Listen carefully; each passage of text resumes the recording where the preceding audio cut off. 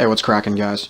Absolutely beast. Bringing you another set of 2 races on Forza 7 here on the demo. So this race was the last race before I turned off my camera shake. So the last video I put up, I had no camera shake because I had turned it off. This footage was just before that. So honestly though, after driving it with it on for a bunch and then turning it off, it did make a difference for me right away. I did notice in the first race.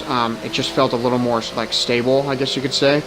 But honestly though, I kind of like the violence of the camera shake. And you know, Turn 10 had said a few times that they really tried to capture the violence and the just a lot of forces going on. I mean, you guys think about, you know, the amount of force that's going over a race car when it's driving.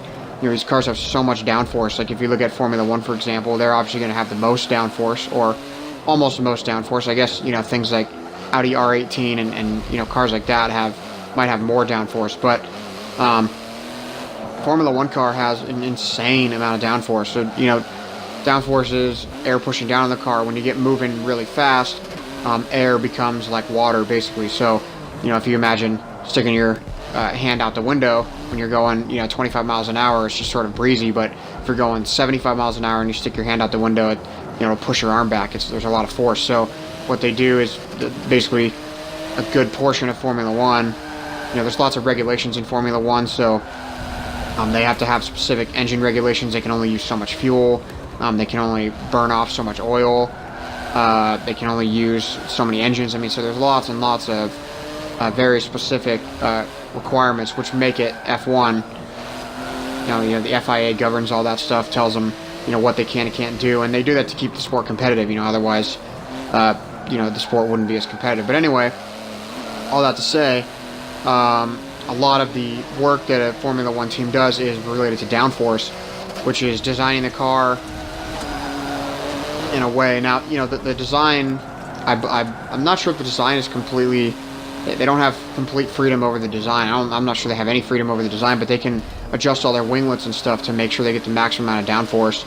So the sheer amount of force pushing down on a car, I've heard this before, and it's pretty crazy to think about, but a Formula 1 car, because of how light it is, you know, they only weigh like 1,500 pounds. When they're at speed, like when they're at, like, you know, 100 miles an hour, 110 miles an hour, they produce enough downforce to actually overcome their own weight. So if a Formula 1 car was driving in a tunnel at 100, 110 miles an hour, they could actually drive up the wall and up onto the roof of the tunnel and stay there, just based on how much force there is pushing the car down to the ground. So those are tremendous amounts of forces. I mean, you know, we're talking about, in that case, you're more than doubling the weight of the car in downforce, which is pretty incredible. So Turn 10 talked a lot about how they really tried to capture the violence of racing, because everything you see, like even from this giant wing on the back of this car, same with the GTR. When you see me driving that thing, there's a giant wing on the back, and that wing produces a ton of downforce. So there's a lot of force of air driving over that thing, and you know, it's not mounted. It's not a solid piece, so it's only mounted in 2 places. You know, they mount them far out toward the outside of the wing so that it can spread the weight out as much as possible, but still a ton of force going over those. So they just talked about all those different forces that are at work when you're racing a car, and how fast you're going, and the G-forces you pull through corners and stuff. And they said they really tried to capture that. You know, so after all that, in my opinion, I may turn the camera shake back on. My friend who told me that how to turn it off, told me that I had to restart the game. Told me that you had to restart the game in order for it to take effect. But I thought it would prompt me to, so initially I just turned it from, you know, the full setting that it's at right here is called simulation. And simulation is what the game defaults to, but then if you turn it down 1 notch, it goes to normal, and I tried it there, and I didn't notice any difference. And then when I went down to off, I just quit the game and restarted it and noticed a difference. So I'm not sure if maybe if I had left it, if I'd quit the game and come back on, if maybe the normal had been different. So I might try normal. But I actually do kind of like a little bit of the shake. You know, I was left feeling like it was a little bit sterile in a way when I was playing. Yeah, and by that I just mean like clean and sort of like uneventful, sort of like, you know, non-shaking, very, very, you know, stable. And It feels good. It allows me to sort of, you know, drive the car better. But I think, you know, I think over time I'd get used to the shake. The shake actually didn't bother me as much as I thought. Because when you're racing, and even if you're watching the video, like, the shake doesn't really appear much from the car's perspective until you start going real quick in a straight line. The shake is more like HUD oriented, so it's usually if you're watching a replay of a race, or if you're watching someone play it. Man, I got close to that wall, huh? So it's really if you're watching like a replay, or if you're watching your own replay, when you really start to notice it. So yeah, that was another lap. That was a 2:38. Now the fastest lap that I put up yesterday was a 2:37.7.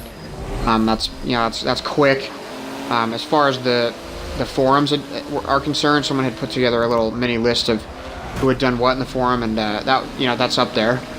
I mean, obviously not everybody's on the forum talking about their times, but just saying of the people that were talking about them, you know, I was definitely ahead of like a third of them.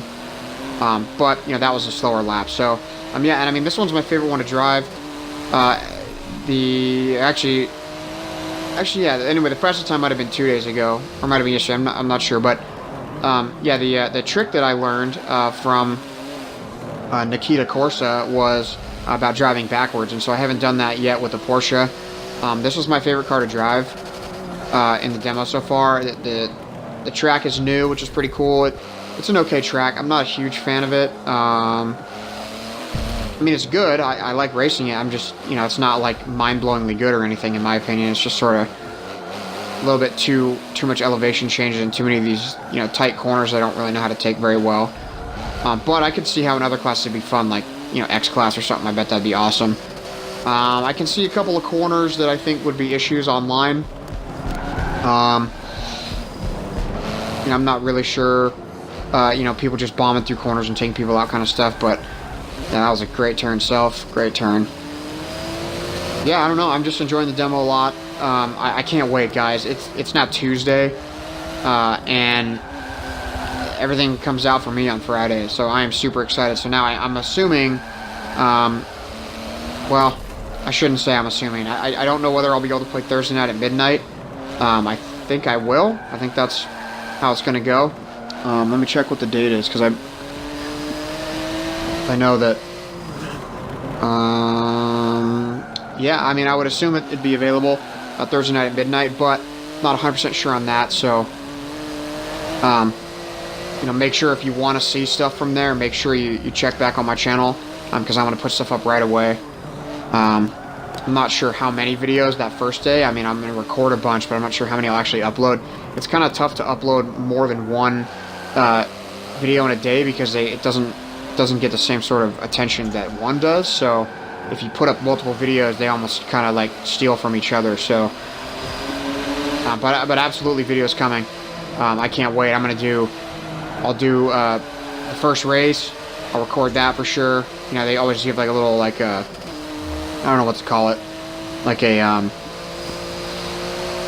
welcome race or something like that, or like a tutorial type race where you get to race. So that'll be fun. And then I'm gonna jump right in. I mean, I'm assuming I'll have to go into the career for a little bit in order to earn a car. Haven't decided yet what I'm gonna earn. Depends on how much money the Formula 1 car costs and all that kind of stuff. And then obviously there'll be some Forza rewards, so I should be able to claim some amount of credits, and then maybe, you know, buy something. And generally it's always a struggle for me to figure out what I'm going to do with a career like that. I generally try to buy one car that's like a mid to high level car. Obviously you can't afford the highest level cars, but if you start spending money on multiple different classes to race through, you end up losing money. So I'll probably try and buy something like an S class. This car wouldn't be bad. I wouldn't mind driving this car for a little while. So maybe, you know, buy a car like this, or even maybe use a class of one of the cars that comes in the like whatever I get for the deluxe edition, like the day one car pack. I mean, I'm sure those won't be great, but whatever, you know, whatever S or R class I can get in there and just sort of earn some credits. And I mean, hopefully it doesn't take me too long to get to like 1 million or whatever the Formula 1 car costs. So there'll be plenty of content coming early on. So yeah, make sure you guys check back for that. Man, that was just rough. So just a quick little thing. I saw a video on Digital Foundry where they compared this version, the Xbox One version, to the Xbox One X version, and then also to the PC version, and he was making comments about like the color popping and stuff. And to be honest with you, after looking at what they had recorded, even while I was just watching the video, I thought that doesn't quite look right. And Digital Foundry had made a comment previously that they had some footage that was HDR from E3, and they actually had to color correct it because the HDR color looks different. Because if the data was in HDR and then it was played on a TV that was not HDR, then it doesn't look right. It looks off, and so I think that's actually what was happening. My TV is HDR, but it doesn't. Obviously YouTube doesn't support HDR. I don't think, at least on the console version. So there was some interesting things with the color there, where they were saying that the color looked wrong, or that the color seemed to pop more on the PC, and I thought that obviously looked wrong because comparing it with the footage that I have here. And the footage that I see when I play it, it definitely didn't look quite right. So, anyway, thank you guys for checking it out. Like I said, make sure you check back later this week. I'm going to put up another video tomorrow and the day after, but make sure you check back by Friday, so I'll have some content up of real gameplay when the game comes out. Thank you guys for being here and checking it out. Subscribe so you don't miss anything. And, yep, e-breaker across the finish line. I'll catch you guys another time. Thanks. Have a good one.